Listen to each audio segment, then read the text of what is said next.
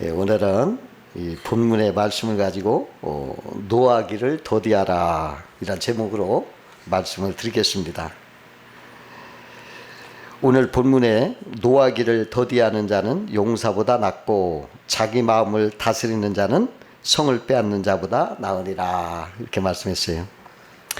욱하는 순간적인 분노로 인생을 뼈저리게 후회하는 사람도 있습니다. 자기 마음을 바로 다스린다는 것은 정말 어렵고 중요한 일인 것입니다. 성경에 보면은 그 모세가 시내산에 올라가서 하나님과 동행하면서 40일 동안 은혜를 받았어요. 산에 내려올 때는 막 그 얼굴에 빛이 막 얼마나 비쳤든지 광채가 나서 백성들이 쳐다보지 못하고 할 수 없이 모세가 시내산에 내려올 때 수건을 얼굴 가리울 정도로 막 빛이 났던 거예요. 이렇게 하나님과 동행하고 은혜 받고 내려온 모세였는데요. 우상을 숭배하는 백성들 이렇게 볼 때 그냥 격렬한 분노가 터졌어요. 그래가지고 자제할 틈도 없이 하나님이 내려주신 십계명 돌비석을 그대로 막 던져버렸어요. 아무리 화가 나도 하나님이 주신 십계명을 잠깐 땅에 내려놓고 다른 돌을 던져야지 어쩌자고 하나님이 주신 것을 그냥 던졌어요. 그냥 옛날에 애굽 사람 때려잡은 그 혈기가 지금 그냥 살아났어요.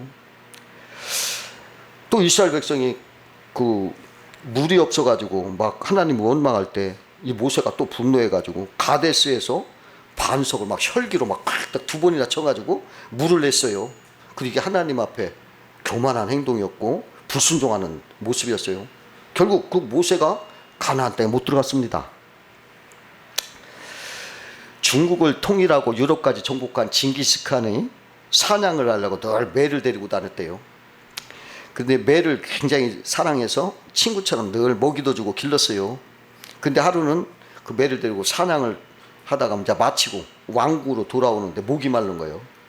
그래서 이렇게 물을 찾아보는데 그때가 가물어서 물이 없더래요. 근데 계열물을 말해서 어디가 물이 똑똑 떨어지는 데가 있어서 바위 틈에서 똑똑 떠는 걸 발견하고 어떤 이렇게 물을 이렇게 받아 먹으려고 잔을 이렇게 대고 있는데 다 차서 이렇게 먹으려는데 배가 와서 매가 탁 치는 거예요. 물이 흘러진 거예요. 애쓰게 받았는데 그래서 다시 받은 거예요. 또 먹으려니까 또 탁 치는 거예요. 그러니까 목은 마르고 화가 나겠죠. 그래서 아무리 미물이라지만 주인의 은혜도 모르고 이렇게 무례할 수가 있는가? 훅으로 화가 났어요. 그래가지고 이번에는 또 그러면 내가 가만두리라고 칼을 한 손에 들고 잔을 받는 다 차서 먹으려는데 또 탁 치니까 그냥 칼로 그냥 독수리를 쳐버려요. 그 독수리가 죽었습니다. 그때 징기스칸 이렇게 보니까는 그 샘매 독사가 하나가 썩어 죽었어요. 그 그물이요. 그러니까 자기 매가 그 주인을 살리려고 그렇게 한 거예요. 그런데 이 징기스칸이 그것도 모르고 그냥 분노해서 매를 죽였습니다. 그래가지고 굉장히 후회했다고 그래요. 그는 전 세계를 정복했지만 자기 분노를 다스리는데 실패했다는 거예요. 오늘은 노하기를 더디하려면 어떻게 하는가 한번 생각하면서 은혜를 나누겠습니다. 첫 번째로 노하기를 더디하려면 조급함은 버리고 여유 있게 생각을 하라는 거예요. 그 어느 날 소크라테스 친구가 찾아왔는데 그때 마침 소크라테스 부인 아내가 계속 막 화가 나서 큰 소리 치고 있었어요. 그래서 소크라테스는 아내의 분노를 애써 무시하고 태연하게 친구들과 이렇게 대화를 나누고 있는데 갑자기 아내가 막 커다란 물통을 들고 와서 거실에 확 들어와가지고서 소크라테스 머리에다 물을 싹 부어버렸어요. 이게 순식간에 봉변을 당한 소크라테스는 수건으로 천천히 얼굴을 닦아내면서 친구에게 말하는 거예요. 여보게 너무 놀라지 말게 천둥이 친 후에는 반드시 소낙비가 내린다네. 그러더래요. 이 한마디에 친구가 아주 웃었답니다. 소크라테스는 분노하는 대신에 조크를 해서 여유 있게 이렇게 넘어갔다는 것입니다. 그 부부싸움을 심하게 하는 어느 부부가 우리 이렇게 해서 살면 안 되겠다고 정신과 의사를 찾아가서 상담을 했는데 의사가 그 자초정을 듣더니 노란 물약을 주는 거예요. 그러면서 당신들 화가 치솟을 때마다 이 병에 있는 물약을 3숟가락씩 먹으시오. 그리고 이것을 그냥 삼키지 말고 3분 정도 입속에 머금은 후에 삼키세요. 그러냐고. 그래서 그걸 가지고 이제 그대로 했더니 효과가 있는 거예요. 싸움이 안 하는 거예요. 그대로 했더니 화가 날 때마다 물약을 먹으니까 그냥 또 사라지고 사요. 신기하죠. 그래서 이 물약을 다 먹고 나서 다시 약 돌리니까 다시 찾아갔어요. 그 의사가 약을 달라니까 뭐라고 하냐면 그건 사실은 설탕물입니다. 부부가 싸움을 안 하게 된 건 약 때문이가 아니라 그 설탕물을 먹고 3분 기다리는 동안에 분노가 삭혀졌어요. 그렇게 말하더라는 거예요. 여러분, 욱하고 분이 날 때 의사들은요 6초만 참으래요. 단 6초. 분노가 뇌 전두엽에서 이렇게 촉발되는 감정인데 요게 화가 났구나라고 깨달을 수 있는 시간이 6초랍니다. 그 6초만 지나면 이성이 작동을 해서 내가 화를 왜 냈구나, 잘못 냈구나 하고 합리적인 해결책이 생긴다는 것입니다. 6초만 참으면 단 6초. 근데 그걸 못 참아서 큰일 나는 거예요. 어느 신혼부부가 첫날 밤에 잠자리에 들기 전에 서로 약속을 했어요. 서로 기분 나쁜 일이 있거나 따지고 싶은 말이 있거든 우리 하루를 지난 다음에 말하기로 합시다. 이거 우리 평생에 지나는 합의입니다. 지금 당장 말하고 싶지만 24시간이 지난 후에 말하면 다시 생각하게 되면서 그것이 좋은 말을 하는 거지. 분노를 안 하는 거지. 근데 그거만 지키고 살았었는데 그 부부가 일평생 싸움 없이 살았대요. 여러분 그거 좋은 방법 같아요. 오늘 저녁에 합의하세요. 당신이랑 나랑 24시간 후에 얘기를 합시다. 그렇게 그러면 이 싸움 없어요. 두 번째로 노하기를 더디하려면 원수를 주님께 맡겨라 그랬어요. 나를 분노케 하는 원수가 있을 때 원수를 내가 갚으려고 하면 안 된다는 거예요. 로마서 12장 19절 내 사랑하는 자들아 너희가 친히 원수를 갚지 말고 하나님의 진노하심에 맡기라. 기록되었으되 원수 갚는 것이 내게 있으니 내가 갚으리라 주께서 말씀하시니라 그랬어요. 그 다윗이 그 막내 아들 압살롬이 그냥 반란을 이렇게 도망을 가잖아요. 얼마나 화가 납니까 사실은. 근데 막 도망가는데 시므이라는 사울 족속이 막 쫓아오면 욕을 하는 거예요. 잘됐다 이놈아, 네가 네 죽은 사울을 망하게 하더니 네가 당하는구나. 예? 네 아들이 너를 반양하는구나. 네 하던 대로 하는구나. 막 하면서 막 욕을 하고 막 침을 뱉고 막 돌을 던지면서 막 그래 욕을 해요. 막 따라오면서 그래요. 그러니까 그때 다윗을 호위하던 아비새 장군이 아니 세상에 아이 저놈 보게 아이 우리 왕을 저렇게 욕을 하다니 아유 내가 저놈을 당장 가서 목을 잘라오겠습니다. 그래요. 그러니까 다윗이 뭐라 하면 아비새를 말리면서 저것은 나의 죄를 책망하시는 하나님의 징계의 손길인데 내가 어찌 하나님을 대적하겠느냐. 아유 그러면서 하나님께 다 맡기면서 기도하기를 하나님께서 나의 억울함을 감찰하사 복으로 갚아주십시오. 그렇게 하면서 그냥 가요. 그 결국은 하나님이 다시 압살롬을 물리치고 다윗이 다시 돌아와서 승리하게 됐던 것입니다. 다 주님께 맡겨야 돼요. 하나님은 내게 맡겨라. 그 이유가 있어요. 내가 원수를 갚으려고 하면은 내 자신부터 행복하지 않다는 거예요. 그리고 또 복수를 했다 해도요 큰 부작용이 생겨요. 내가 누구 복수하면요 또 되갚아요. 부작용이 생겨요. 또 영적인 측면에도요 복수심이 있다면 그것이 마음이 불안하게 되고 또 기도도 안 되고 또 막 원망 불평이 생기게 돼서 신앙생활에 차질이 생깁니다. 이처럼 원수에 대한 복수심을 잘 처리하지 못하면 자기 일생이 불행하게 되는 거예요. 그래서 복수는 하나님께 맡기고 나는 오히려 원수가 줄이거든 먹이고 목마르거든 마시게 선대함으로 행복을 만끽하며 사는 것이 그것이 원수를 통쾌하게 갚는 것이다. 그렇게 말하는 거예요. 그러면 하나님께서 그 복수를 맡아주시고 하나님이 그 복수를 다 맡으시고 적절하게 때를 맞춰서 역사하여 주셔서 한치도 오차 없이 잘 갚아주셔요. 그리고 딱 좋게 마무리 지어요. 부작용이 하나도 없어. 100% 그냥 완전하게 해주셔. 그리고 그것 때문에 희생한다고 또 다 보상해줘요. 희생까지도 보상해줘. 그러니까 하나님 앞에 맡기는 게 최고입니다. 어떤 사람이 107세 먹은 장수하신 할아버지에게 질문했어요. 할아버지 이렇게 오래 산 비결이 뭡니까? 비결은 무슨 안 죽으니까 오래 살았지.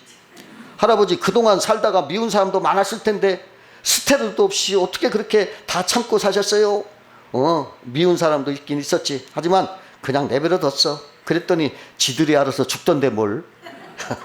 이제 미운 사람 없어. 다 죽었어. 그래. 미운 사람 있어도 즐겁게 그냥 오래 살는데 절대 화내지 마. 화날 때는 그냥 허허허 웃어워. 이러더래요. 여러분 그거 107세 먹은 노하우 아닙니까? 그 여러분 화날 필요 없어요. 그냥 맡기세요. 다 갚아주십니다.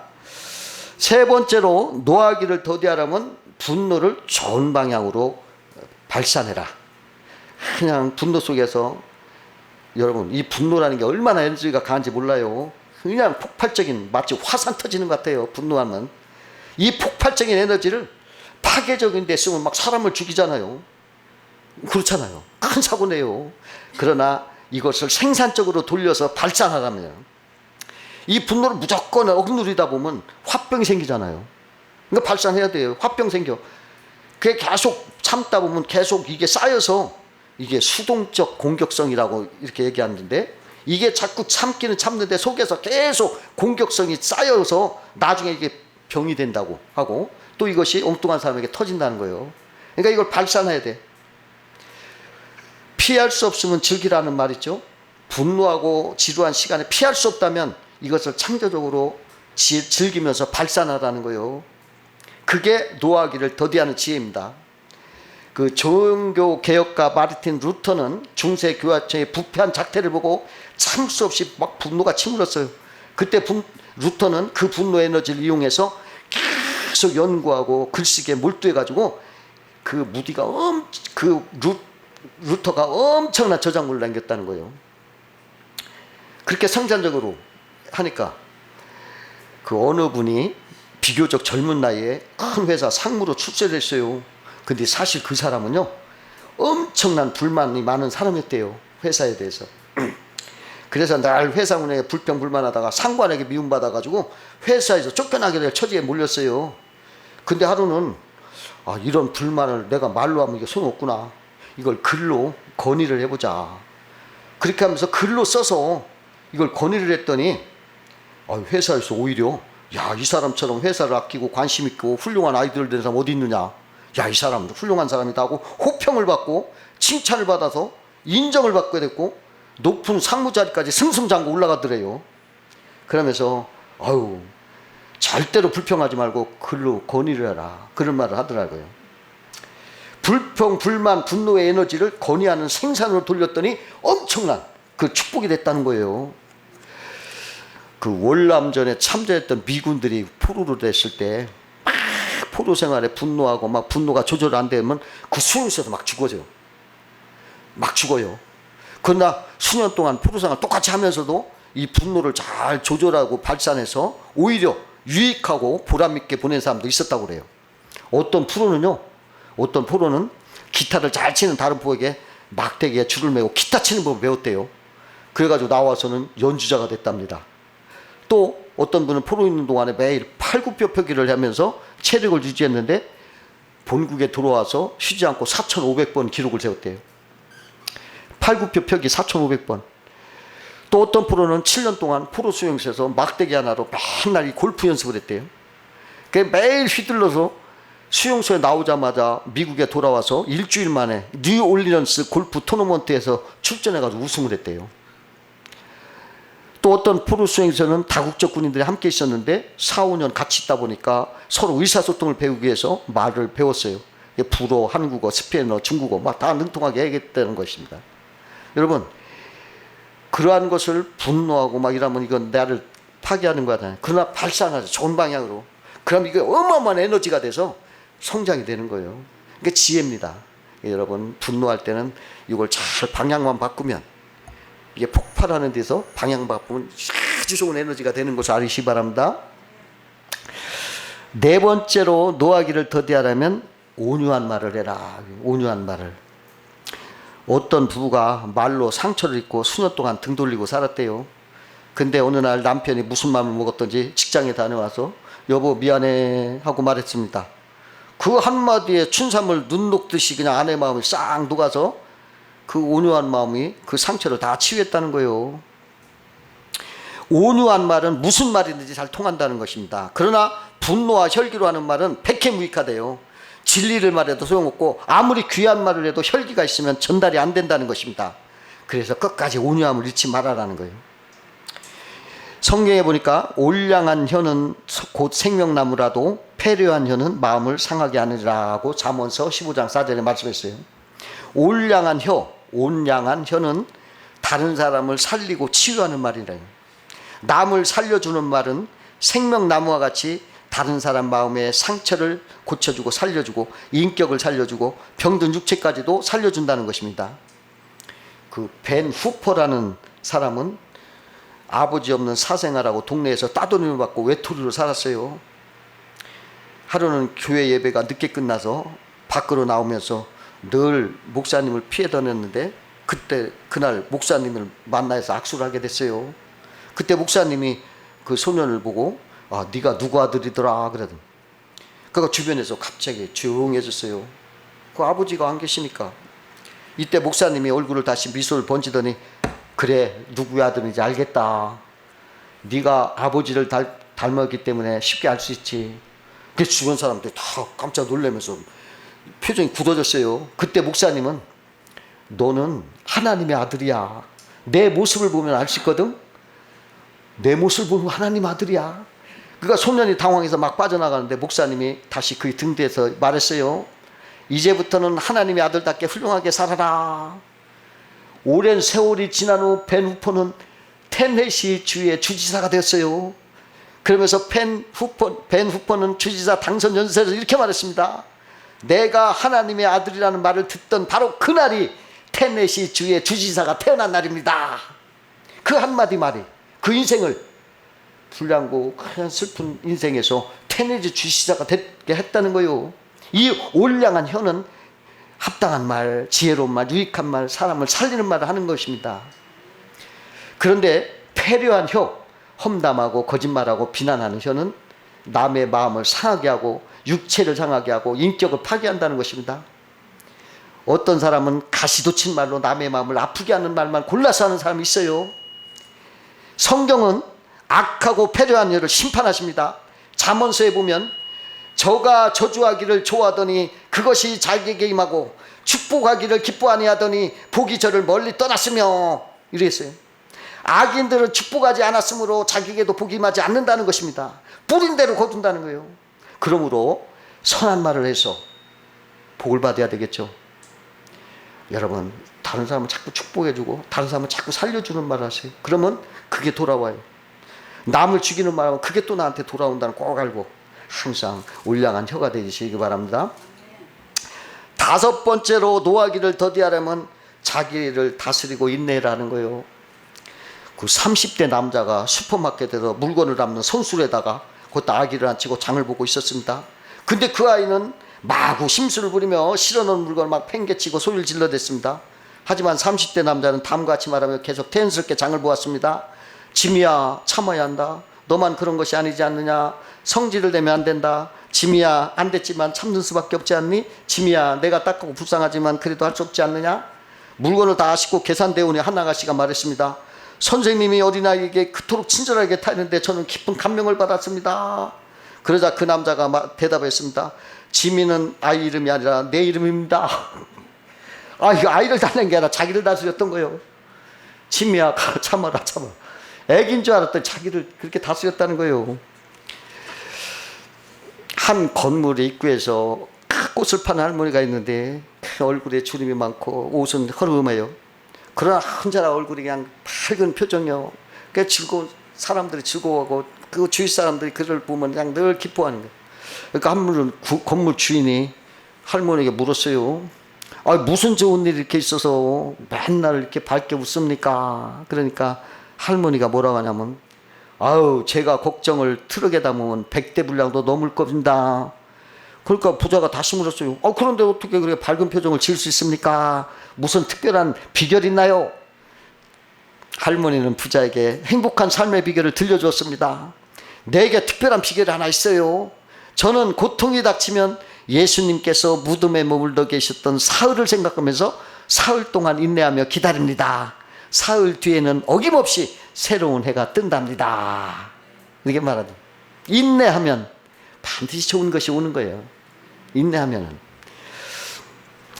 제가 성경을 읽다가 하나님의 인내를 발견했어요. 그것은요, 모세가 태어날 때 애굽의 바로왕이 하나님의 자녀된 이스라엘 남자애를 낳는 대로 다 강에 던지라, 그럴 때였어요. 그때 하나님 마음이 자기 자녀가 막 강에 던지니까 얼마나 분하고 조급하겠어요. 우리들 같으면 내 자식을 누가 강에다 던진다면 참을 수 없이 그냥 막 원자폭탄을 터질 거예요. 응? 그렇게 할 거예요. 그러나 하나님은 그러한 위급한데도 애굽에 있는 이스라엘을 건지려고 핏덩이 모세를 낳게 해요. 그리고 그를 길러서 80세가 되게 해요. 그리고서 그를 통해서 애굽을 구원하는 것입니다. 아니, 나 같으면 0.5초도 못 참을 텐데 80애에게 핏덩이를 내어서 키워서 그걸 통해서 구원했단 말이에요. 내가 이걸 생각할 때 이거 하나님이지만 너무하다. 이게 뭐냐? 이건 우리 안 된다. 근데요, 그 인내를 내가 또 한번 깨달았기를, 천년을 하루같이, 하루를 천년같이 우리를 향해서 기다려주시는 그 하나님 때문에 내가 구원받았구나. 나 같은 사람이 구원받았구나. 하나님이 나를 기다려주셨구나. 죽을 수밖에 없고 망할 수밖에 없고 영원히 죽을 수밖에 없는데, 저주받을 수 없는데 하나님이 그래, 자기 아들 막 던지는데도 아기를 낳게 해서 그걸 키워서 그것으로 구원해요. 80년을 기다렸던 거예요. 그 인내가 우리를 구원해 주신 거예요. 하나님 감사합니다. 감사합니다. 만약에 하나님이 인내하지 않았으면 내가 어떻게 살았겠어요? 여러분도 다 마찬가지요. 다 부뚝부뚝 욱하는 성질 없는 사람 어디 있어? 모세가 그랬잖아. 그 정도로 하나님은 기다리고 인내하시는 하나님. 그러므로 우리가 구원받은 것 때문에 그 하나님 인내를 생각하며 모든 일을 사랑으로 인내하며 성취하시기를 주의 이름으로 축원드립니다. 할렐루야.